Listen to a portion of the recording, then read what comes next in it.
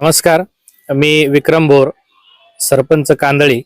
आपल्या कांदळी ग्रामपंचायतची होऊ घातलेली निवडणूक आज प्रचाराचा शेवटचा टप्पा आणि यामध्ये खरं तर प्रचार करत असताना बऱ्याचशा असणाऱ्या गोष्टी काही विरोधकांनी बाईट देऊन किंवा भाषण करून किंवा प्रचार करून समोर मांडण्याचा प्रयत्न केला काही एका चॅनलद्वारे.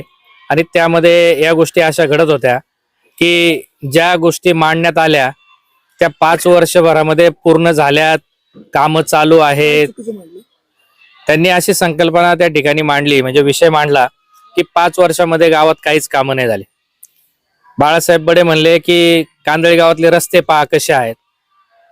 तर त्यांना मी एक सांगू इच्छितो, कांदळी गावामध्ये जे काही रस्त्यांची कामं झाली, डांबरीकरणामध्ये सुरुवातीला आमदार शरद सोनवणे यांनी त्याच्यामध्ये फंड टाकला. नंतर आमदार अतुलदादा बेनके यांनी त्याच्यामध्ये विविध रस्त्यांना फंड दिला. त्यानंतर खासदार डॉक्टर अमोल कोल्हे यांनी निधी दिला. आपल्या विभागाचे जिल्हा परिषद सदस्य शरदराव लेंडे साहेबांनी त्याच्यामध्ये निधी टाकला. पांडुरंगजी पवार साहेब यांनी निधी टाकला वेगवेगळ्या ठिकाणी. त्याचप्रमाणे खासदार डॉक्टर अमोल कोल्हे यांनी निधी टाकला. आणि आज गावामध्ये 4-5 रस्ते सोडले तर सगळ्या रस्त्यांवर जवळजवळ डांबर मी आल्यापासनं त्या ठिकाणी पडलेला आहे. 10 वर्षापूर्वी झालेले डांबरीकरणाचे रोड मी आल्यानंतर त्या ठिकाणी डांबरीकरण झाले. हे सर्वांना बरोबर घेऊन सोबत घेऊन मी कामं केलेली आहे. आणि ते करत असताना त्याच्यामधली अर्ध्याहून वरती ही कामं काही आपल्या गावातल्या कॉन्ट्रॅक्टरनी केली. मग त्याच्यामध्ये आदरणीय शिवाजीशेठ बडे यांनी सुद्धा जाता जाता एक 3-4 मोठाले रस्ते त्यांनी त्याच्यामध्ये केले.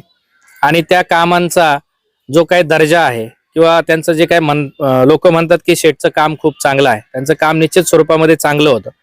परंतु आता हे 4 वर्षामध्ये 5 वर्षामध्ये रस्ते मग परत का उखडले गेले, का खराब झाले. आजपर्यंत रस्त्यावरती डांबर पडल्यानंतर रस्ते 10-10 वर्ष टिकायचे ना, आता टिकत नाही. मग याला जबाबदार सरपंच आहे का? सरपंचांनी निधी आणण्याचं काम केलेलं आहे, चांगलं काम करून घेण्याचं काम केलेलं आहे. समाज व्यवस्थेने त्यांना सांगून त्या ठिकाणी कामं केलेली आहेत. मग याच्यामध्ये सरपंचाची चुकी काय? निवडणूक आल्यानंतर आता तुम्ही जागे झाले आणि आता म्हणताय की कांदळीत येणारा एकही रस्ता चांगला नाही. आजही तुम्हाला सांगतो, जाता जाता शेवटच्या टप्प्यात आदरणीय अतुलदादा बेनके असतील, आदरणीय खासदार डॉक्टर अमोल कोल्हे साहेब असतील, वळसे पाटील साहेब असतील, त्याच्यानंतर पांडुरंग पवार साहेब असतील किंवा शरदराव लेंडे साहेब असतील, यांनी जाता जाता आपल्याला भरपूर प्रमाणामध्ये या ठिकाणी कामं मंजूर करून दिलेली आहे. जवळजवळ 1,40,00,000 रुपयाची कामं या ठिकाणी मंजूर आहे. माझ्या कार्यकाळातील ती कामं आता काही कामं चालू आहेत, काही बंद आहेत, काही कॉन्ट्रॅक्टरनी कामं चालू केली नाही, काही रिटेंडर कामं त्याच्यामध्ये झालेली. आणि हे होत असताना सगळ्या कामांचा लेखाजोखा मी त्या ठिकाणी मांडलेला आहे. कामांची लिस्ट आहे. परत 16/6 म्हणजे 6व्या महिन्यामध्ये आता मी अतुलदादा बेनके यांच्याकडे गेलेलो असताना गावामध्ये अजून काही बरेचसे प्रलंबित रस्ते किंवा इतर छोटे मोठे विकास कामं होती, त्यांची मागणी केली असता परत जाता जाता अतुलदादा बेनके यांनी जवळजवळ 1 कोटी रुपयाचा निधी आता दिलेला आहे. आणि त्यांची सही याच्यावरती सुद्धा आहे. आणि अतुलदांनी सांगितलं की तुला गावामध्ये जे जे काही लागेल ते मी त्या ठिकाणी निश्चित स्वरूपामध्ये देण्याचा प्रयत्न करेल. आणि ते करत असताना या सगळ्या कामांबरोबर महत्वाचा विषय यांनी जो मांडला दुसरा, संग्राम फुलवडे यांनी, की गावामध्ये जे काही आरोग्य उपकेंद्र आहे ते आरोग्य उपकेंद्राची मान्यताच नाही, फक्त चर्चा चालू आहे. त्यांना मी सांगू इच्छितो की आपल्या गावातील आरोग्य उपकेंद्र हे जानेवारी महिन्यामध्ये मुख्यमंत्र्यांच्या सहीने मंजूर झालं. मुख्यमंत्र्यांच्या सहीनंतर ते पत्र आपल्या असणाऱ्या जिल्हा परिषदेला, जिल्हा आरोग्य विभागाला शासनाने ते दिले. आणि ते मी याचं पुस्तक तयार करून पूर्ण असणाऱ्या गावांच्या मतदारापर्यंत पोहोचवलेलं आहे. या पुस्तकामध्ये पहिल्याच पेजवरती ते पत्रक छापलेलं आहे. कारण मला ते चर्चा अशी चालू होती, त्यांनी भाषणामध्ये केल्यानंतर मी खरं तर काढणार नव्हतं पुस्तक, पण सगळ्या असणाऱ्या कामांचं मी पुस्तक या ठिकाणी काढले. आणि ही असणारी मंजुरी त्याच्यामध्ये आहे. वाणी साहेब, ही मंजुरी काय आहे? प्रति जिल्हा आरोग्य अधिकारी जिल्हा परिषद पुणे, विषय मौजे कांदळी तालुका जुन्नर जिल्हा पुणे येथे उपकेंद्रास मान्यता प्राप्त झाल्याबाबत व पुढील कारवाई करण्याबाबत संदर्भ शासन निर्णय क्रमांक 02022 दिनांक 2/2/2023 उपरोक्त संदर्भीय शासन निर्णयान्वये मौजे कांदळी तालुका जुन्नर जिल्हा परिषद पुणे येथे उपकेंद्र मंजूर करण्याबाबत शासनाने मान्यता दिली आहे. त्या अनुषंगाने आपणास कळवण्यात येते की सदर शासन निर्णयानुसार आपल्या स्तरावरून पुढील योग्य ती संपूर्ण अपेक्षित कारवाई वेळेत करावी. डॉक्टर शोभना तेहरा, उपसंचालक आरोग्य सेवा, प्राथमिक आरोग्य केंद्र, उपकेंद्र, दवाखाने, मुंबई. हे वरती दिलेलं आहे. आरोग्य सेवा आयुक्तालय महाराष्ट्र राज्याचं पत्र आहे आणि हे पत्र मी संपूर्ण गावामध्ये वाटलेलं आहे. मग जर तुम्हाला जर हे वाचता येत नसेल, जर तुमचं शिक्षण जर झालेलं असेल, तर तुम्ही म्हणताय एवढं माझं काय इंजिनिअरिंग काय काय काय बोलता ते, एवढं मराठीत लिहिलं जर तुमच्या लक्षात येत नसेल तर तुम्ही हे आरोप कसे करू शकता? 5 वर्ष गावामध्ये यायचं नाही, काहीतरी कुठला कार्यक्रम यात्रा जत्रा आली का तिथे येऊन मिरवायचं आणि बाकीच्या लोकांना चुकीच्या आणि याच्यामध्ये त्यांनी बोलवायचं, एवढाच विषय चालू आहे. तुम्ही आतापर्यंत का नाही विरोध केला ह्या गोष्टींना किंवा बाकीच्या असणाऱ्या कामांना? डिजिटल ग्रामपंचायत म्हणून महाराष्ट्रामध्ये ओळख आहे. 2019 साली MPSCच्या परीक्षेमध्ये हा प्रश्न आला होता की महाराष्ट्रातली पहिली डिजिटल ग्रामपंचायत कुठली आहे. याच्यामध्ये बाईट आहे. डिजिटल ग्रामपंचायत म्हणजे काय की आपला ग्रामपंचायतचा कारभार हा डिजिटली आपण त्या ठिकाणी चालू केलेला होता आणि आता त्याच्यामध्ये आपण ऑनलाईन महाराष्ट्रातली पहिली ग्रामसभा घेतली. अनेक ग्रामसभा आपल्या ऑनलाईन झाल्या. मध्ये त्याच्यामध्ये काही ऍपमध्ये सकाळवाल्यांनी ऍप घेतलं, काही त्याच्यामध्ये त्रुटी झाल्या, त्या अपडेटमध्ये त्यांनी आता गुगलला दिलेला आहे. ते ऍप आता अपडेटमध्ये आहे. हे आता शेवटच्या टप्प्यामध्ये झाले. त्यांना हा फक्त काहीतरी मुद्दा पाहिजे कळीचा, पण जे चांगलं झाले, गावचं नाव निघाले, हे काय त्यांच्या डोक्यामध्ये नाही. दुसरा विषय असा की मी जे काही कामं केलेली आहे त्या कामांवरती त्यांनी असा आक्षेप घेतला की माझ्या कार्यकाळात ती कामं झालेली. अरे बाबांनो, तुमच्या कार्यकाळात कामं झालेली आहे तर मग मी हे पुस्तकं किंवा हे असणारे पत्र माझ्याकडे कशाला असते किंवा याचा पाठपुरावा केलेल्याचे पेपर माझ्याकडे कशाला असते? तुम्ही सांगताय की नगदवाडीचं स्मशानभूमीचं शेड मी केलंय, आत्ता बांधकाम चालू आहे नवीन. मग तुमच्या कार्यकाळात कसं झालं?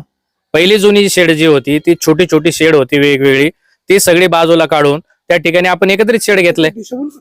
दिशाभूल करायचा प्रयत्न आहे. सगळे विरोधक एकत्रित आले. त्यांच्या डोक्यात टार्गेट एवढंच आहे की विक्रम भोरला फक्त थांबवायचं. तो जर आता थांबला नाही तर पुढे आपलं काही खरं नाही. आपल्याजवळ लोक येणार नाही, बसणार नाही आणि याच्यामुळे भविष्यात आपल्याला खूप अडचण येऊ शकते. म्हणून सगळेजण विरोध आज एकत्रित आलेत आणि त्याच्यामध्ये हा गोष्टीचा प्रचार चालू आहे आणि लोकांची पूर्णपणे दिशाभूल करतायत. माझ्याकडे सगळ्या गोष्टीचे पेपर आहेत. यांच्याकडे काय पेपर असतील किंवा यांच्याकडे काय डॉक्युमेंटेशन असेल तर यांनी निश्चित स्वरूपामध्ये त्याच्यामध्ये दाखवावं. दुसरा विषय, आमच्या 14 नंबरमध्ये हे सांगतात की माझ्या कार्यकाळामध्ये त्या ठिकाणी आम्ही विहीर खोदली, 40-50 फूट विहीर खोदली, हाताने पाणी घेता येत होतं आणि ती विहीर यांनी गाडली. माझा वाणी साहेब त्याच्याशी काही संबंध नाही. मला तो प्रकारही माहित नाही. झाल्यानंतर मला हा विषय कळाला आणि जवळजवळ 8 वर्षापूर्वीचा तो विषय असेल. त्या विषयामध्ये जर समजा ती विहीर त्या ठिकाणी खोदली आणि 8 वर्षापूर्वी ती गाडली, ते करत असताना आम्ही त्याच्यामध्ये विहीर गाडली अशी त्यांची चर्चा आहे. मग मला एक म्हणायचंय, वाणी साहेब मागच्या पंचवार्षिकला हे माझ्या विरोधात लढले, माझ्या विरोधात त्यांनी प्रचार केला आणि त्यांनी त्यावेळेस का नाही हा मुद्दा घेतला? आत्ताच का तुम्हाला हा सुचला? असं कसं आठवलं नसेल? त्यांच्या कार्यकाळातला तर सगळ्यात मोठा प्रकल्प होता ते बोलले आणि तो त्या ठिकाणी बंद पाडण्यात आला. काही गोष्टींमध्ये कुठलाही विषय समजून घेतला नाही, कुठली वेळेस त्या ठिकाणी चर्चा नाही. आमच्या असणाऱ्या बोरांच्या भावकीमधील काही जात्यामधील लोक त्या ठिकाणी असताना त्यांच्या आजूबाजूच्या ज्या विहिरी तिथं आहेत त्या विहिरींलाच ते बोलतात की आम्हाला नोव्हेंबर-डिसेंबर मध्ये नंतर पाणी नसतंय, त्या विहिरी कोरड्या पडतात. तुम्ही जर विहीर खोदली तर आमचं पण पाणी जाईल. गावच्या विहिरीला आमचा विरोध नाही, पण ती विहीर जर धरणापाशी तुम्ही खोदली पुढे 500 मीटरवर तर संपूर्ण गावाला पाणी मिळेल, असं काहीतरी त्या लोकांचं म्हणणं होतं. आणि हे मला नंतर कळालं, ह्या सगळ्या गोष्टी मलाही माहित नव्हतं.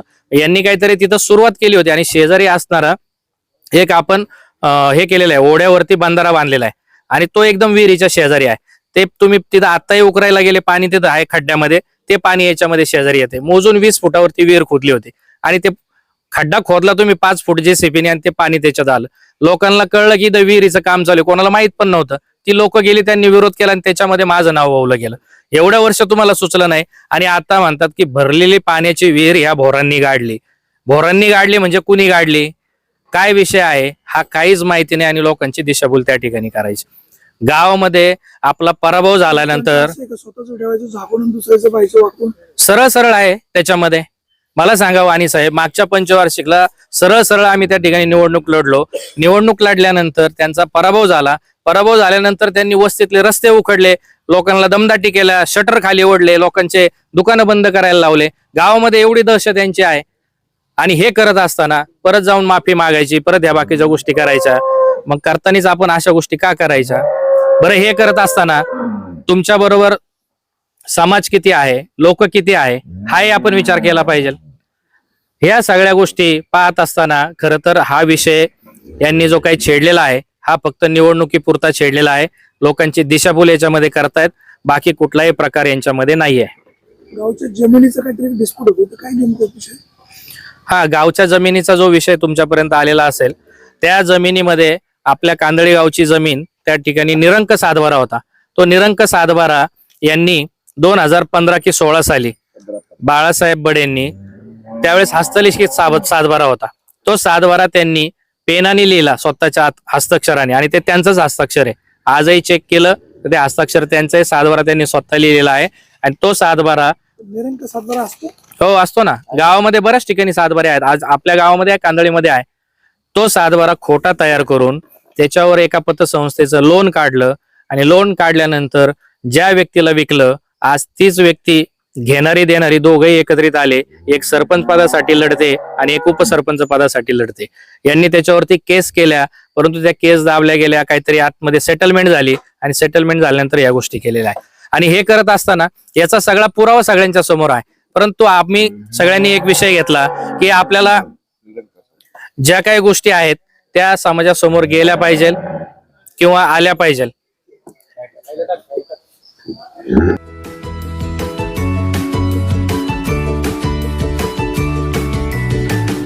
बातम्या शेतीच्या, बातम्या मातीच्या, बातम्या अन्यायाच्या, गुन्हेगारीच्या,